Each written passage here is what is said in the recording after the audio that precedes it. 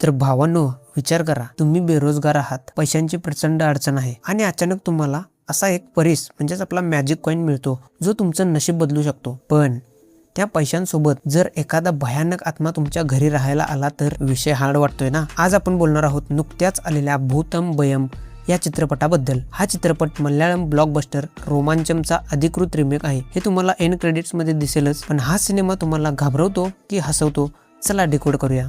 तर भावांनो, पिक्चरची सुरुवात होते 7 बेरोजगार मित्रांपासून. यांचा स्ट्रगल इतका भारी दाखवलाय की तुम्हाला हसू आवरणार नाही. महिन्याला मिळणारा 900 रुपयांचा बेरोजगारी भत्ता कसा बसा गोळा करून हे आपला खर्च भागवत असतात. आता राहायला चांगलं घर हवं पण बजेट नाही. या 7 जणांच्या गँग मध्ये आपला एक मित्र असतो, तो चोर. तो एका माणसाचं पाकिट मारतो आणि नशिबाने त्या पाकिटात एका रिकाम्या घराचा पत्ता मिळतो. हे सगळे मित्र लगेच तिथे पोहोचतात आणि ते घर रेंटवर घेण्याचं ठरवतात. इथूनच खऱ्या पिक्चरला आणि त्यांच्या पनवतीला सुरुवात होते. असाच एक दिवस जातो आणि त्या चोर मित्राला त्या घरात सापडतो एक परीस.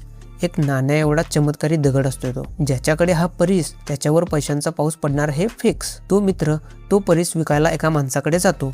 तो माणूस हा परीस बघून शॉक होतो आणि त्याला एका भयंकर ठिकाणी घेऊन जातो. तिथे त्यांची भेट होते जठाई नावाच्या एक अघोरी स्त्रीशी. भावांनो, इथला सीन एकदम अंगावर काटा आणणार आहे. ती जठाई तो परीस खरा आहे की नाही हे चेक करण्यासाठी स्वतःच्या जिभेवर ठेवते आणि तिला त्यातून एक मोठा खजिना दिसतो. खजिन्याच्या लालसेपोटी ती अचानक तो जो मित्र असतो त्या मित्राचा बळी देण्याचा प्रयत्न करते. पण आपला भाऊ कसा तरी तिथून जीव मुठीत घेऊन पळून येतोय. तो रूमवर येऊन मित्रांना सांगतो, पण हे आपले 7 नमुने कोणीच त्यावर विश्वास ठेवत नाहीत. पण या सगळ्यातून त्या मित्राच्या डोक्यात एक भयानक कल्पना येते. त्याने त्या अघोरींच्या अड्ड्यांवर बघितलेलं असतं की ते लोक प्लॅन्चेट नावाचा एक खेळ खेळून आत्म्यांना बोलावतात. तो विचार करतो, आपण पण आत्म्याशी बोलून बघूया जमते का नाही ते आपल्याला. सुरुवातीला तो मित्रांना सोबत घेऊन प्लॅन्चेट खेळायचं नाटक करतो, पण काहीच होत नाही.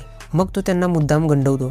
पण खरा ट्विस्ट तेव्हा येतो जेव्हा तो घरात नसताना त्याचे मित्र टाइमपास म्हणून प्लॅन्चेट खेळायला बसतात आणि अचानक खरंच एक आत्मा त्यांच्याशी बोलायला लागतो. तो आत्मा असतो एका स्त्रीचा, जिचं नाव असतं अनामिका. घाबरलेला तो मित्र थेट आपल्या मालवणच्या काकांना फोन लावतो आणि विचारतो, काका असं खरंच असतं का?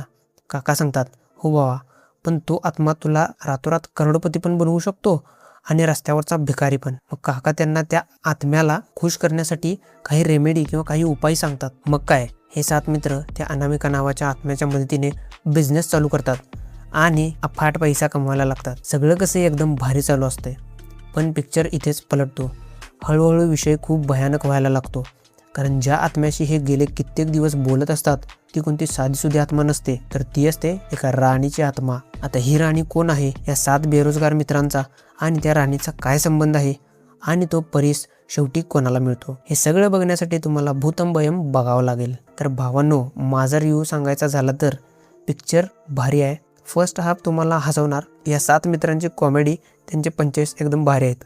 आणि सांगायचं झालं सेकंड हाफ बद्दल, मूवी अचानक हॉरर आणि थ्रिलर मोडमध्ये एंटर होते आणि तुम्हाला सीटला खेळवून ठेवते. मी ओरिजिनल मल्याळम रोमांचम बघितला नव्हता, त्यामुळे मला हा सिनेमा एकदम म्हणजे फ्रेश आणि भारी वाटला. जर तुम्ही हॉरर कॉमेडीचे फॅन असाल तर हा तुमच्यासाठी एक उत्तम वीकेंड वॉच आहे. तुम्ही हा पिक्चर बघितलाय का? तुम्हाला कसा वाटला मला खाली कमेंट्समध्ये नक्की सांगा भावनो. आणि हो, जर तुम्हाला अचानक असा परीस मिळाला तर तुम्ही काय करणार ते पण मला कमेंटमध्ये सांगा. व्हिडिओ आवडला असेल तर लाईक ठोका, मित्रांसोबत शेअर करा आणि अशाच कडक रिव्ह्यूसाठी चॅनलला सबस्क्राईब करायला विसरू नका.